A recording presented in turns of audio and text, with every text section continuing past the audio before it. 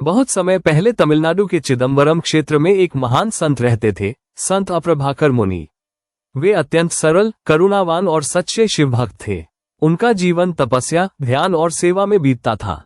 वे मानते थे कि ईश्वर केवल मूर्तियों में नहीं, जीवों में भी वास करते हैं। उन्होंने प्रतिज्ञा ली थी, जब तक हर जीव में शिव को न देख लूं, तब तक मुक्ति नहीं मांगूंगा। संत अप्रभाकर का नियम था कि वे प्रतिदिन मंदिर में जाकर भगवान शिव का दर्शन करते और लौटते समय गांव के बाहर एक वृक्ष के नीचे गरीबों और भूखों को भोजन कराते। वे जात पात, ऊंच नीच, छुआछूत किसी में विश्वास नहीं करते थे। उनके इस व्यवहार से कुछ गांव वाले नाराज रहते थे। एक दिन भगवान शिव ने उनकी परीक्षा लेने का विचार किया। शाम का समय था, संत भोजन बांट रहे थे। तभी एक अत्यंत मलिन वेशधारी चांडाल, जिसे उस समय समाज अछूत कहता था, अपनी पत्नी और 2 कुत्तों के साथ वहां आया। वो व्यक्ति दुबला, गंदे वस्त्रों में, शरीर पर धूल और बदबू से भरा हुआ था। उसके पीछे उसकी स्त्री भी वैसी ही स्थिति में थी।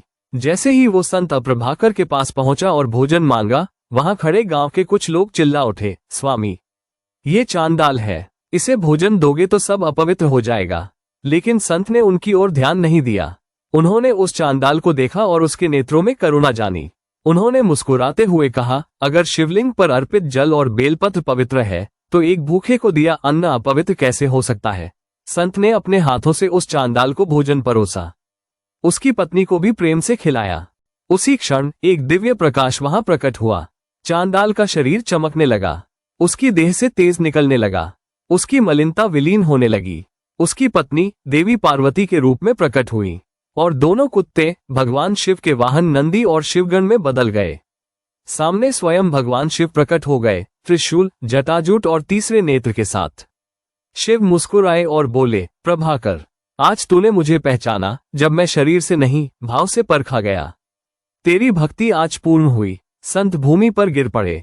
उनकी आंखों से आंसू बह निकले। वे बोले, प्रभो, आपने मेरी आंखें खोल दी। अब मैं जान गया कि ईश्वर केवल पूजन में नहीं, करुणा में भी है। आज भी चिदम्बरम के निकट शिव चांडाल लीला स्थल के रूप में एक पुरातन मंदिर है, जहां ये घटना चित्रित की गई है। इस कहानी से हमें ये शिक्षा मिलती है कि अगर तुम ईश्वर को पत्थर की मूर्ति में ढूंढते हो, तो पहले उसे भूखे की आंखों में, दलित के दुख में और जीव की भूख में देखो। वहीं से ईश्वर की यात्रा शुरू होती है। अगर आपको ये कहानी अच्छी लगी हो तो कमेंट में हर हर महादेव जरूर लिखें और ऐसी ही प्रेरणादायक कहानियां सुनने के लिए हमारे चैनल को सब्सक्राइब करें।